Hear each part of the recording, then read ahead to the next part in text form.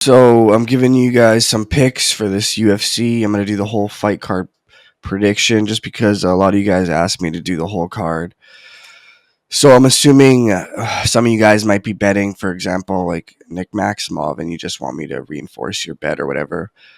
And that's fine. I can help you guys out with that. And I'll be the first to tell you I don't bet the whole UFC card. I like to pick and choose my bets, and I'm looking for the double up each UFC, but that's me. And you guys might be feeling some other people on here, so I'm going to see if I can reinforce some of your predictions or bets you guys might be taking. So, first fight of the night, we got Nick Maximov versus Andre Pertowsky. I'm going to go with Nick Maximov. Seems to be a heavy favorite. I'm going to think Nick Maximov. Usually, he's probably going to get it done. I think he's minus 400 last time I checked. So UFC is going to try to build this kid. And Nick Maximov should win that easy. Tatsuru Taira. So this is the guy I bet on. When I took him, he was minus 225, I believe. Now it looks like he's minus 310. So money seems to be going on him. Only 22 years old. His first fight, I believe, was at 16 or 15. UFC is going to want this kid to win, so they're not going to match him up with anyone too crazy just yet, but also it is his first fight in the UFC, and it's going to show us a lot. Yeah, you've been killing it on the regional circuit, but UFC is a whole nother animal. So it's I think he'll get it done though. He's a guy to look out for. So check out Tatsuru Taira. Next, we got Michael Johnson, Alan Patrick. So I like Michael Johnson. He's like a 50-50 fighter, though. That's the problem. He's a guy, though, if he's on, he can beat anyone in the UFC. I mean, he's knocked out guys like Dustin Poirier in the first round. Like, he's got some pretty big wins, but you see, look at his record, 20 wins, 17 losses. That's pretty much 50-50. Alan Patrick, he's a good fighter. I believe he's coming off a loss as well. This is going to be a tight one. I would probably take the over in this one. I see Michael Johnson is a slight favorite, but I think I might have to go with Alan Patrick on this one. I don't know where Michael Johnson's head's at. He's lost 4 straight, and I think, losing the last one to Clay Guida, I think they're just going to send him out the door after this loss. But, man, that's a guy who had a lot of potential and just didn't live up to it. Let's see, Jack Hadley. So he's fighting a pretty tough guy, Alan Nascimento. Alan had a tough fight with Tagir Ulanbekov. If you guys don't know, he's Khabib's boy. Tough dude. Jack Hadley, 8-0. Haven't really seen too much of him.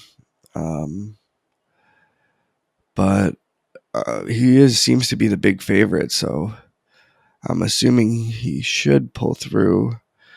However, Alan Nascimento is pretty tough. This fight would probably, if I were to bet, it probably is going to go the distance. Yeah, I would bet that this fight goes to distance. Next, we have Frank the Crank Camacho versus El Loco Manuel Torres. So Manuel Torres, he's been starching guys on the regional circuit, and he had one fight, I believe, on the Contender Series where he knocked out a guy pretty fast. I think it was within 2 minutes or something like that, 2 minutes in the first round. But this is not the Contender Series. Now you're in the big show, fighting in front, fighting on TV in front of a lot more fans. There's going to be a lot more eyes on you, and you're fighting, better fighters. Frank the Crank is a guy who's pretty experienced. I could see this fight not going the distance. I can see just the way Frank fights and Manuel Torres fights. I can see. I'm going to go with Torres on this one. I'm going to go with, it's going to be a tight one, though, because I've never really seen him in the UFC before, and Frank the Crank's pretty experienced. I'm going to go with Manuel Torres, however. Next, we got Smolka versus Grant. So I'm surprised Smolka is such a big underdog in this fight, especially against a guy like Davy Grant. Davy Grant is a good fighter, don't get me wrong. Coming off 2 losses, though, however. His last fight, he had a split decision loss against Adrian Yanez, and the UFC's been pretty high on that Yanez kid. Davy Grant went to split decision with him, so I'm assuming when you have a good performance like that against a guy like Yanez, he's going to be a favorite going into a fight like against Luis Smolka. Smolka, great fighter, however, I don't like taking fighters who've just come off their first knockout loss. We don't know how he's going to rebound from that loss. He got knocked out his last fight, and that's the first and only time he's ever been knocked out. So I don't know how he's going to be able to bounce back from that. So that's probably why the UFC has Davy Grant at minus 280 favorite, just because of that last fight for Smolka. But that's pretty surprising. Seeing Smolka at such a big underdog. I could see this fight going over 1.5 though. So I don't know what the odds are for over 1.5, but not a bad bet. Not a bad bet at all. But yeah, I'd probably go with Davy Grant. This fight is very interesting. Ryan Spann versus Ion Cutelaba. So Ion Cutelaba's last few losses have been coming to the top guys in that division. He had 2 straight losses against Magomed Ankalaev, and then before that he lost to Glover Teixeira, who is the champ of that division. So the big difference here is the height and the reach. You got a 4-inch reach advantage and a 4-inch height advantage for Ryan Spann. How is Ion Cutelaba going to deal with that? He does have pretty heavy hands. He's a savage, and the grappling advantage I'm going to give to Ion Cutelaba as well. Takedown average of 4.39 compared to 1.5 on Ryan Spann. Ryan Spann is a pretty big underdog, plus 200, which is pretty interesting. I wonder if they know something that I don't. Yeah, I might stay away from this one. I think Ryan Spann is a live dog in this one. I think if Ryan Spann lands on Cutelaba, you could definitely put him out. So he's just probably got to stay away from those takedowns at Cutelaba, and he could be able to get it done. But I'm just curious to know why he's such a big underdog against Cutelaba. Yeah, that's going to be a close one. I would say under in this one. So this one probably won't make it out of the second or third round. Yeah, I would say under 1.5 for Ryan Spann Cutelaba. Then in the main event, of course, we got Jan Blachowicz versus Alexander Rakic.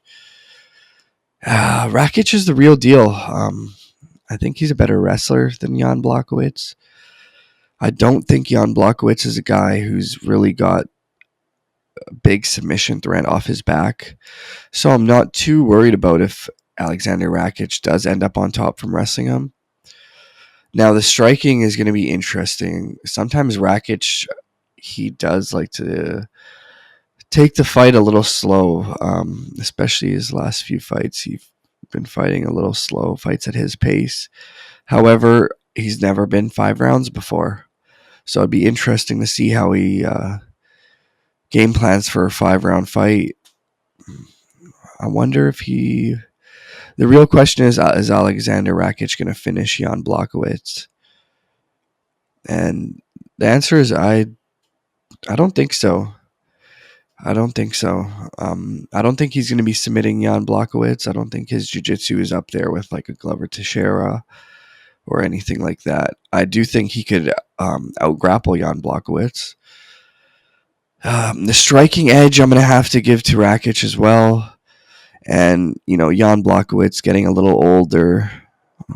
I think his time's up, and you're going to see these new guys coming and taking over that division. You got the guys like Rakic and Ankalaev and Iri Prochazka coming in. So we got some fresh young blood in that light heavyweight division. It's looking pretty saucy right now. And I like everything right now is just favoring Alexander Rakic, but he could get caught. Don't get me wrong. Jan Blachowicz does have that power, but I think I'm gonna have to go with Alexander Rakic. He's just better everywhere. Yeah, Alexander Rakic. I would say over in this fight as well. I'd say this fight's probably going to go into deep waters for sure, because Jan Blachowicz is probably going to come out a lot stronger than he did against Glover Teixeira. And yeah, that's your picks for the UFC this Saturday. And hopefully you guys can make some money. Hopefully we all can make some money. And I hope I was able to reinforce some of your bets.